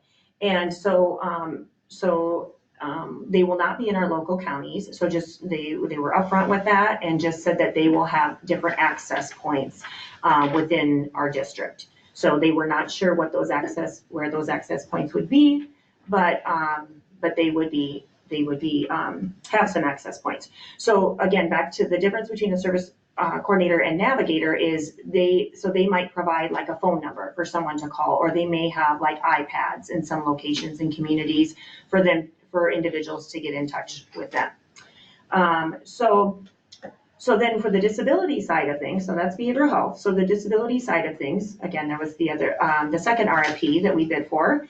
But Central Iowa Community Services, they are a current region in Iowa, and they were awarded the contract for 3 different districts, but District 3 being one of them, where Mitchell County falls. So we have not yet met with Central Iowa Community Services. Their RFP was after the behavioral health one, but we are very much open to do that. We want to provide transition for our clients if that's something that they choose for us to do and to work with us before July 1st. So there are still a lot of unknowns, just so you're aware. The Iowa Administrative Code for Behavioral Health Administrative Service Organizations, and for the disability, they're called Disability Access Points, so DAPS. That legislation has not, the Iowa Code has not yet been approved. So after code gets approved, then it goes on to state and district planning. So how the plan is going to be, what the plan is and how services are going to be provided for both these populations. That is the next step. So of course that has not been, those plans have not been finalized. And then the next step after that is service agencies, providers who provide these services, then they will enter into contracting with these, both these entities. So that will be done maybe May, June-ish. So there have been some questions from service providers about, well, do we get some kind of extension?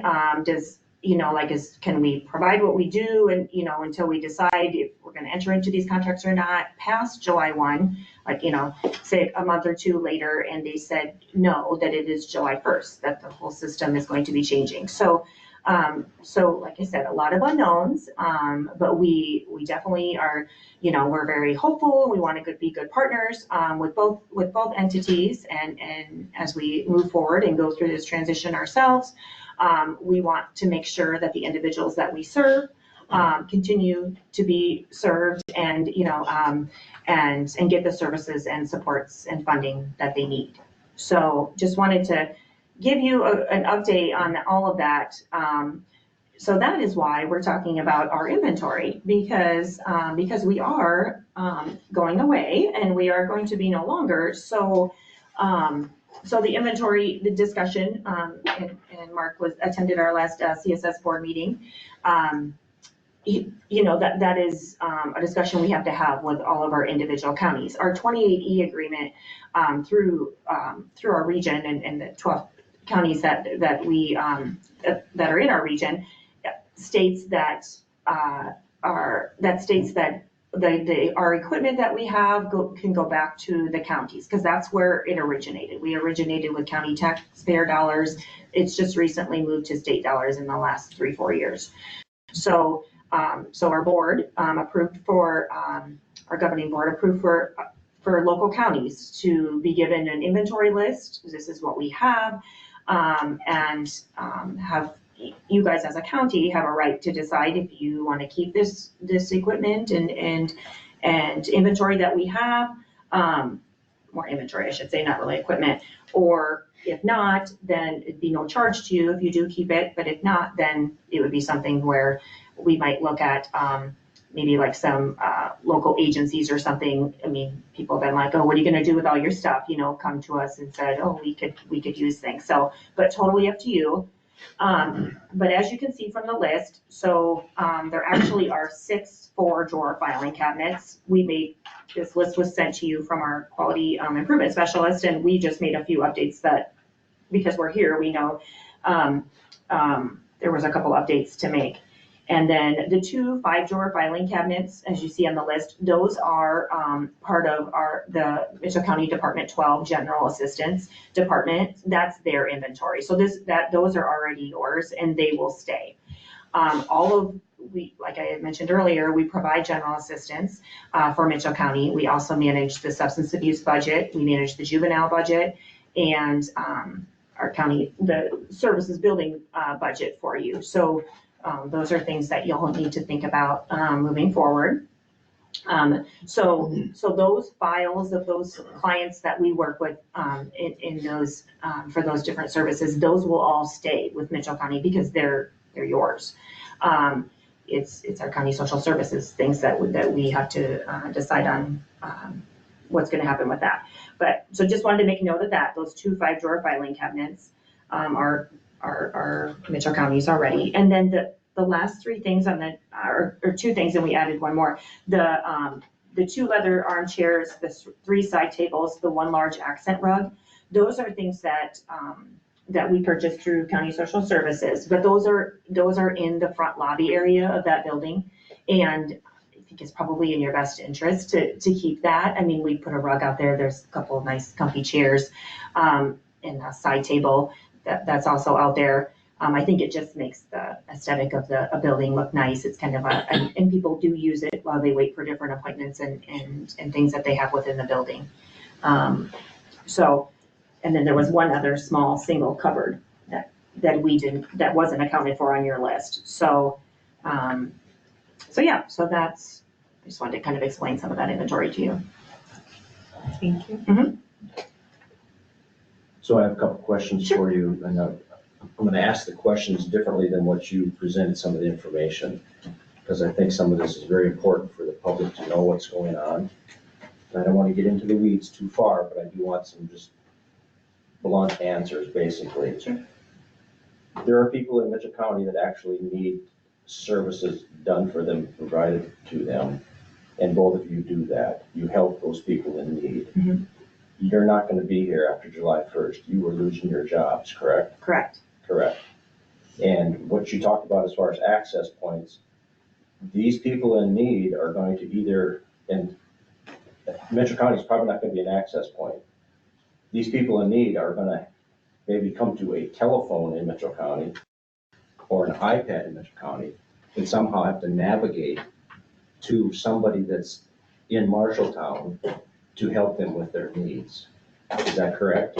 Correct. That's correct. That could be the case. That could Yep. be the We don't case. know where those access points are, but yep, that could be the case. Okay, so we're losing something that's very important, and I have some serious doubts as far as what's going to happen. I want to be blunt about that. Okay. Megan, how many clients? So we can't put a number on the amount of clients. So we have a open door policy. So we have people come to our office every day. So it could be 2 people in a day. It could be 10, 12 people in a day. So we have people that walk through our door that, again, we help everyone. So we have a gentleman that comes about every month and just brings us all of his mail. He cannot read.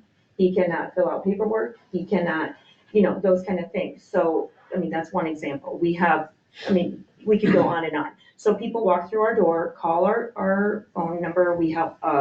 We're a big resource to our local hospital. We're a resource to our schools because we just, over the years, we've been around for a while, we've learned all the different resources, whether it be financial resources, shelters, housing, you name it. So it's every day. Every day there's never a day that we don't see somebody or have calls or, we just help people. So you don't have hard copy files for people?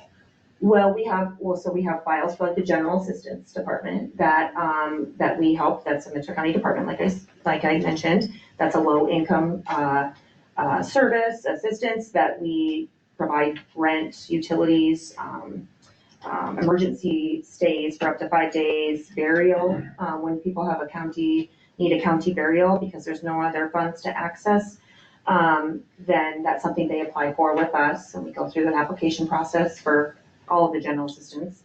And the county is the payer of last resort, so we help people find other resources to use before we assist them through general assistance. But I mean, Ashley has a caseload of some folks that she works with for service coordination. But a lot of our job is information and referral, just helping people who walk in our door and answer calls and those kind of things. What got brought up at the meeting is, like in our case, they closed the door July 1st. They're gonna still come to the building and then they're gonna go over to the home health care ladies, and they don't have the answer. So it's gonna be. And I can add to Mark's. So I'm on 2 committees, FMC, ECI, and DCAT. We're going through same things, downsizing, getting more counties involved with each other. And when they found out about Megan and Ashley here, they said, whoa, you guys are gonna lose 2 people that do a lot of work in Mitchell County. And one situation, they both had said, your sheriff's department and police department are gonna get very busy. And do they have time? Because these people they're not gonna know where to go, just like Mark said. And in all reality, there's no place for them to go because everybody else has their own job. And Megan and Ashley took care of these people. A lot of areas. And it's gonna hurt. It's gonna be a problem. It is. Big problem. So. Keith? No, I have a question for you. Would you say that the state government, in their infinite wisdom, decided these things, it impacts rural areas much more than urban areas? Am I correct in saying? I would agree with that myself. When we vote, we me. gotta be careful who we're voting for and what's going on. We will do our best to leave Mitchell County in good hands, but the reality is that it may be, here's a phone number and here's a website. We don't know if there's gonna be actual people to step in for Mitchell County specifically. And I will tell you, a lot of people need the physical help, like I said, doing applications. We get a lot of people come in that lost Medicaid, and they have their paperwork in on time, and they might have an appointment coming up, this week, and they lost their Medicaid and found out today. Well, to them, that's a crisis, and it is, understandably so. So we do a lot of paperwork for people. We do Social Security applications. We do Medicaid. We do food assistance. But physically do it because, again, that some of those applications, of course, are online, but people don't have the ability nor the resources to do that. So I even envision like our local library, maybe getting more folks coming in and then needing assistance to do those things. And so them being equipped with that. And again, that's a place that's open and accessible for people. But yeah, even the local EDs, we talked to the hospital, again, to one person, a crisis is different for every person. So they might look like, well, they're open, someone's there, the sheriff, police stations, those kind of things. People are going to want to go somewhere, like you guys mentioned. So just be prepared for that. So. Thank you for what you have done. Right, absolutely, both of you. Do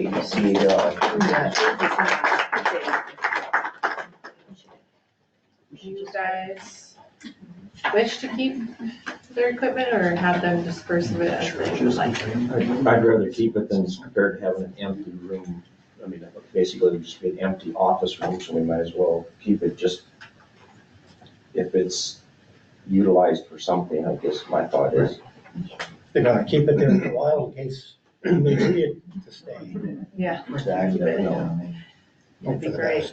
Yeah, I know, I definitely go for that. I move that we keep all of the supplies and drawers filing cabinets and whatnot that are listed and keep them in the facility and in the hopes that we get some sort of an in to have some support here in this county because, you know, you just talk, some of the assistance that you folks provide is, people don't realize.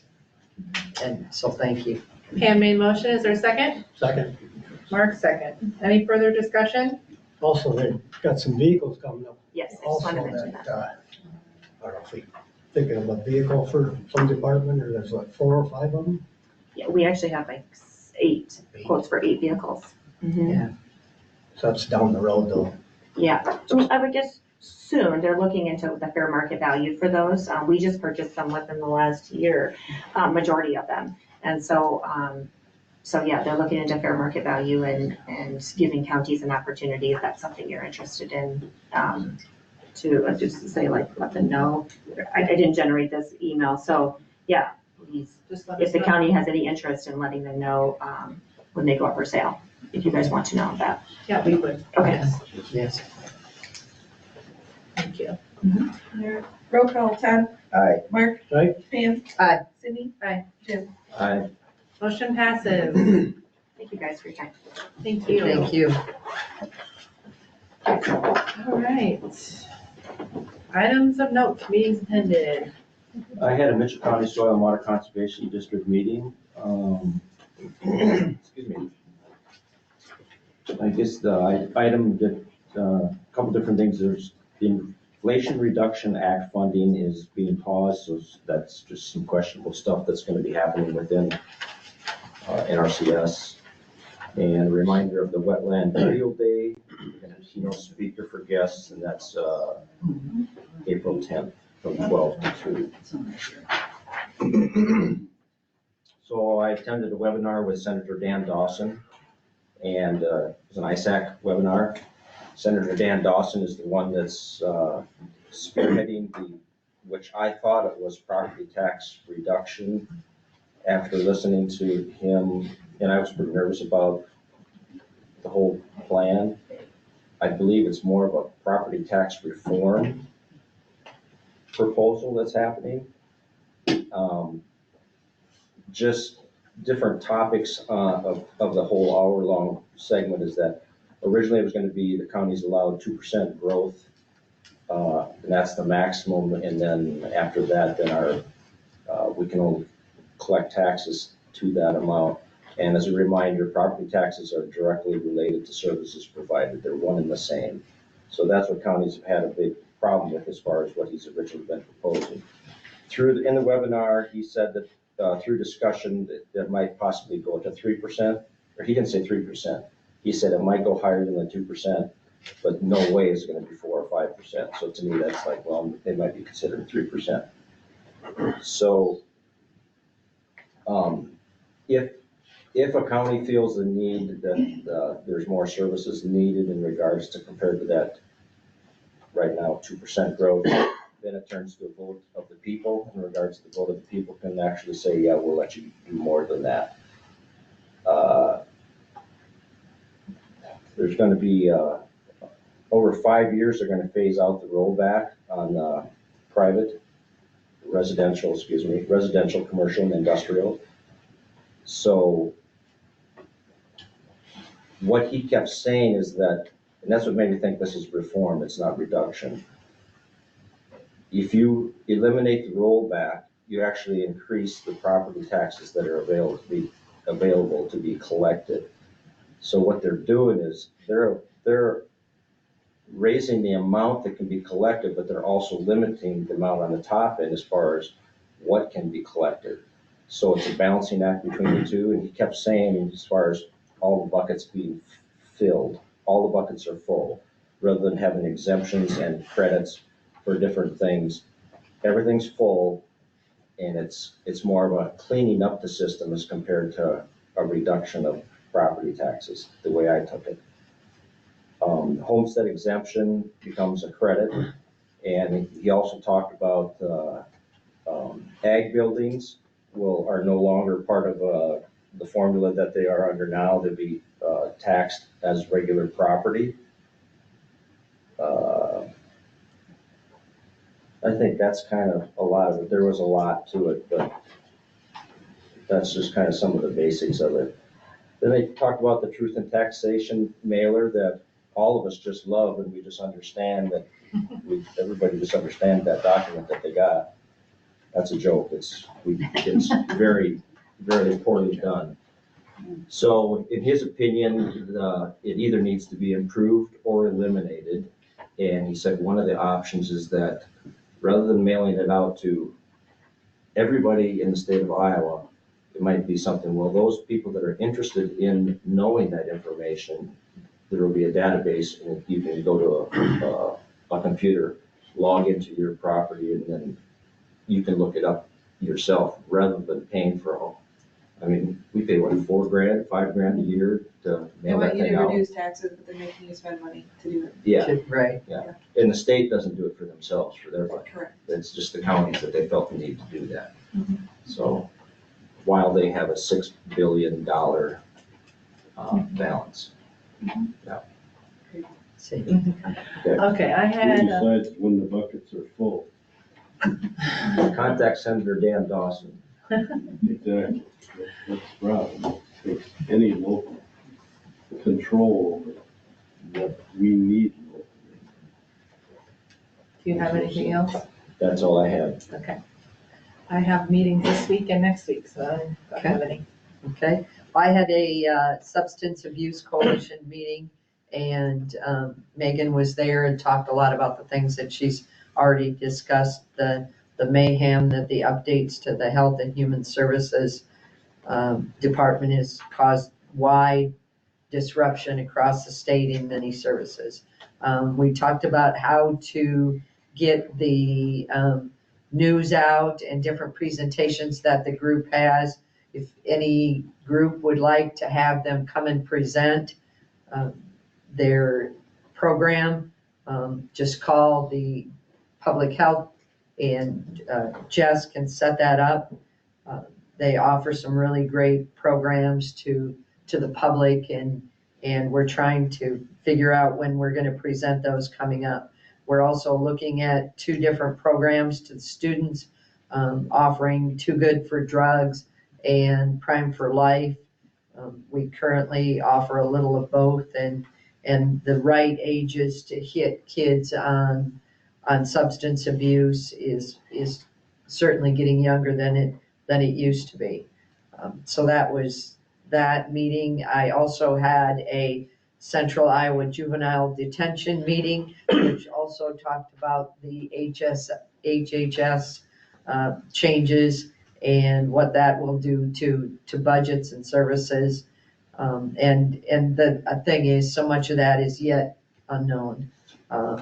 And our medical expenses there are higher in that facility just due to a higher number of young people are self-hurt desires, and so our medical expenses have really gone way up. They're starting an audit this week, and they are desperately working through their policy and procedures manuals to make sure they have policies and procedures updated. All right. I had a Heartland Insurance meeting, and they talked about getting our values, property values and vehicle values up before the renewal. And Troy's coming through with the county today, through all the departments to do an assessment on us. And then in April, there's a 10-hour OSHA training if somebody would like to go. And then I had a county social service meeting with Megan and Ashley, pretty much covered all that. Do you have a date for that? April 30th, May 1st. Do you have email information? I could get it to you, yes. I would like to, please. Yeah. I had a Mitchell County Economic Development meeting last night. Jenny went over everything. I want to welcome Haley aboard and happy birthday, and we've been waiting a while for you. So thank you.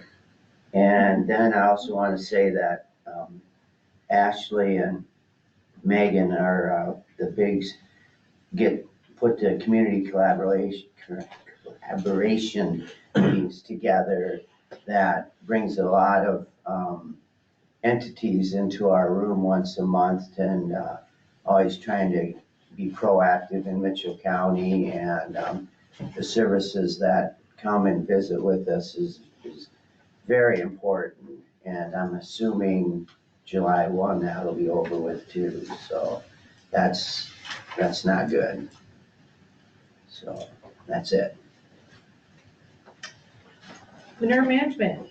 We have Heman West Finisher Farm, 4758 Shadow Avenue, McIntyre. Geiger Sow Litter, 3150 State Line Street, Riceville.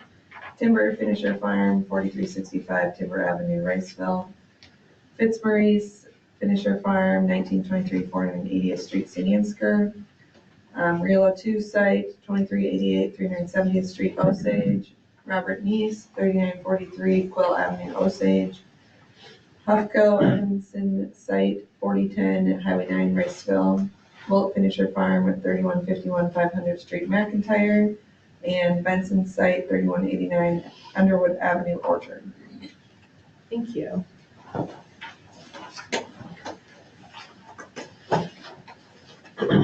Do I dare say public comments? It's on the list. Public comments.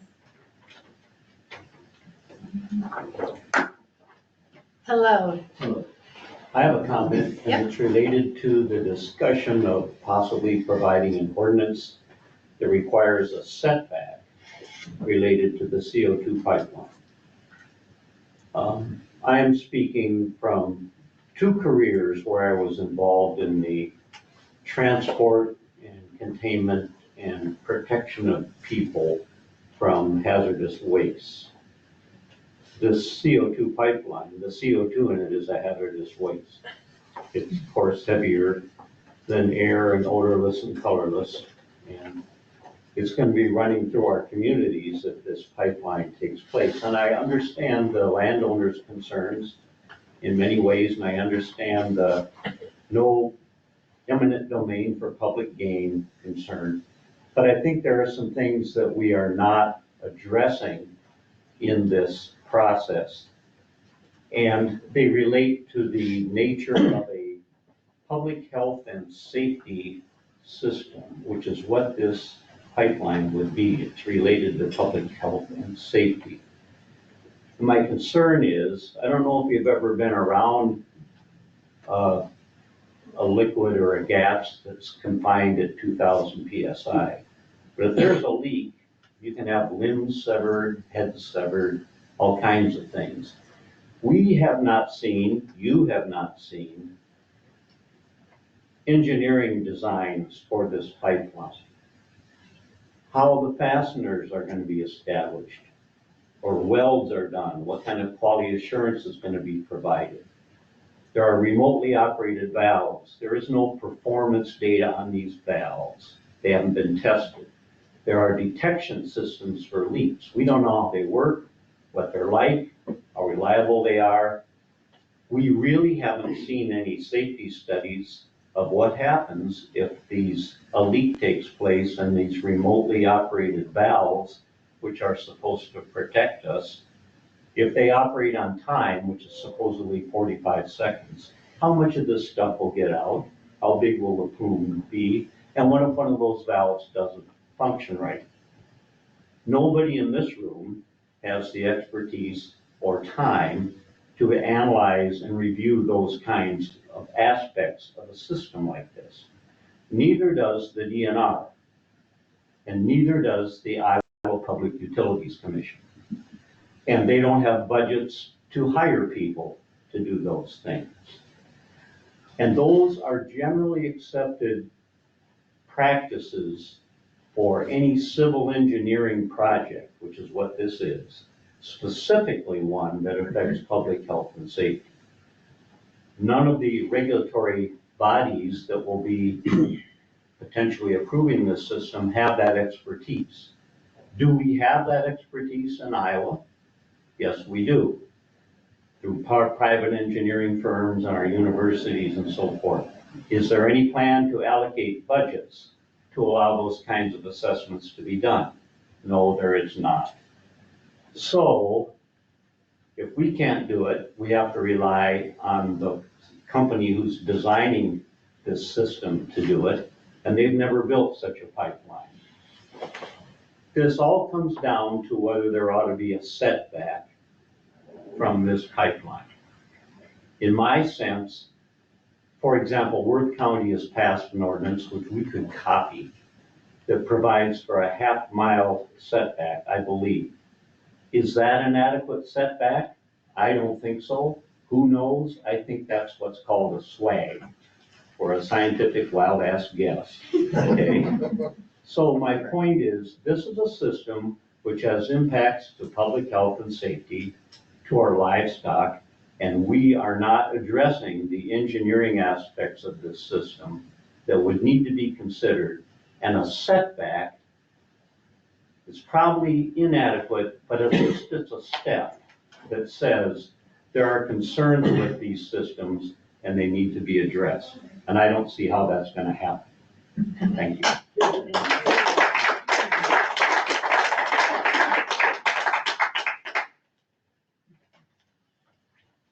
All right, and I will remind you if you have any more public comments, I will cut you off at 3 minutes. I just have a comment about this Riverview cattle lot. When I went onto their website, it showed like 2,000 to 3,000 animals. So I didn't understand what you meant by 600 or 499. So 600 is their newest building, but the total number of animals would be 2,050. Right. So there's currently There's three three buildings up there right now. So adding that one would bump his, and open lot, yeah, up to and 2,000. it would bring him to a total of 2,050. Okay, which sounds like a pretty big lot if they've had some problems with leakage or whatever. That's So why they're eliminating it.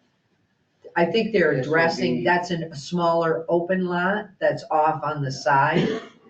You know, that's been there for years and years and years and years. And so they're addressing that process before they complete the build on the new facility. The other three facilities are all totally, they're fine. They've been approved by the So DNR. how many are within one waterway? One creek area? There's 3 there right now, there'll be a 4th, and there'll be no more cattle there than there has been throughout this whole process. And so was there leakage or problem when it got to the waterway? There's, Through it's, the ditches? it's in the ditches, correct. And so which waterway was it?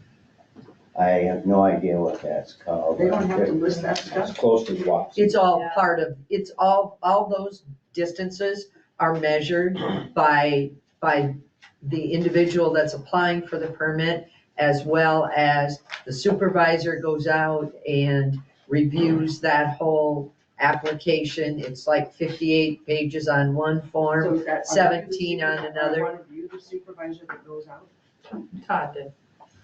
Right, evidently Todd went out So and, when you measured that tide, how far was it from the creek?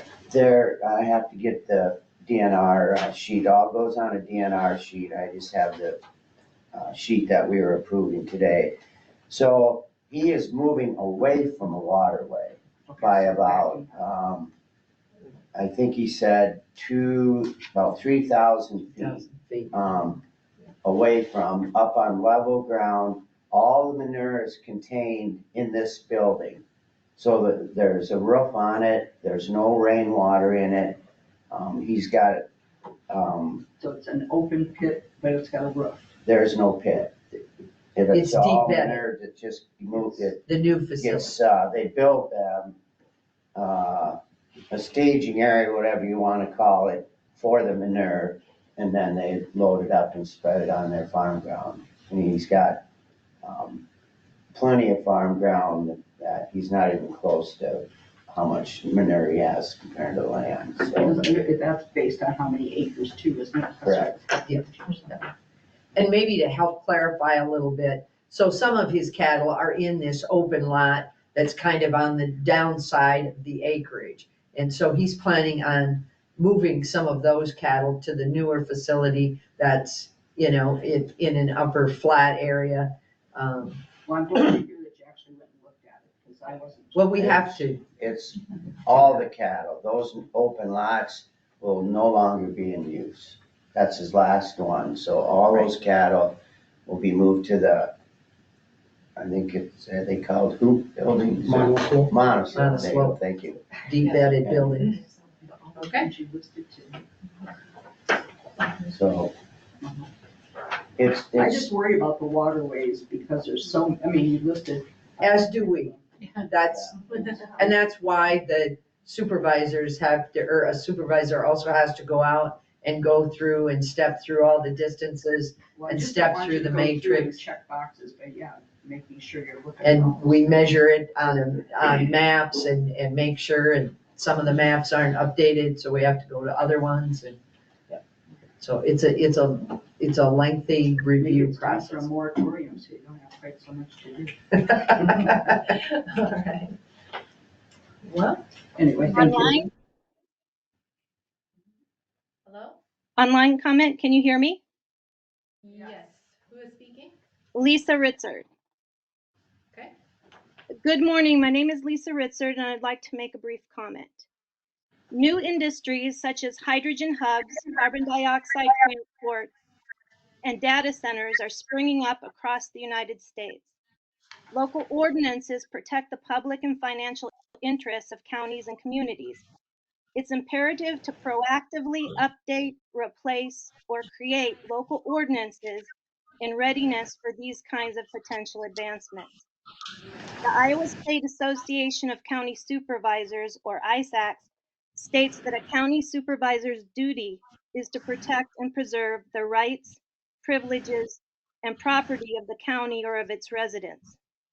Local governments have land use authorities, planning, permitting, and zoning authorities, including fee structures. I'm asking that the Board of Supervisors exercise these prerogatives or granted powers to actively prepare and plan for such prospects. Thank you for listening and expanding learning around new industries and considering fair and balanced actions for the county and its stakeholders. And I just have one question. Is there a Summit Carbon Solutions representative present today in the audience or online? Not to ask the person a question, just to acknowledge. I don't see anyone here in the audience. I don't believe so. There was nothing on our agenda about CO2 pipeline. All right, thank you. I'm not sure of the names on here, so I can't tell you for sure if they're online. All right, I think we'll adjourn the meeting today at 10:37. So Rachel can go get that in for 11 o'clock.